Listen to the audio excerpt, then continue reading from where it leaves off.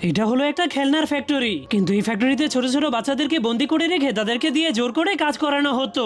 বাচ্চাগুলোকে অনেক কষ্ট করে সকাল থেকে সন্ধ্যা পর্যন্ত নিনজা পুতুল তৈরি করতে হতো। কিন্তু এই লোকটা অনেক টেনশনে ছিল, কারণ এখনই সেই ফ্যাক্টরির মালিক চলে আসবে। এই জন্য সে জলদি করে বাচ্চাগুলোর উপরে চিল্লাতে চিল্লাতে বলতে শুরু করে, জলদি করে কাজ কর। তখনই ফ্যাক্টরির মালিক ভিতরে এসে পানি চাইতে শুরু করে। একটা ছোট্ট মেয়ে তাকে গ্লাসে করে পানি খেতে দেয়, কিন্তু সেই অহংকারী মালিক সেই গরিব মেয়েটার হাতের পানি খেতে রাজি হয় না। যার কারণে শয়তান ম্যানেজার মেয়েটাকে লাঠি দিয়ে জোরে জোরে মারতে শুরু করে দেয়, কারণ এখানে কোনো বাচ্চাদেরকে এই কাজ থেকে 1 সেকেন্ডের জন্য থামতে দেওয়া হতো না। যার কারণে এই বাচ্চাটা কাজ করতে করতে অনেক ক্লান্ত হয়ে ভুল করে তার মালিকের মাফলার দিয়ে একটা নিনজা ডল বানিয়ে ফেলে। যার কারণে সে প্রচন্ড ভয় পেয়ে ক্ষমা চাইতে শুরু করে দিলেও ম্যানেজার তাকে বেধরম পিটাতে শুরু করে দেয়। তখনই মালিক এসে তার কাছ থেকে লাঠিটা কেড়ে নিয়ে বলে, ওকে মারছো কেন?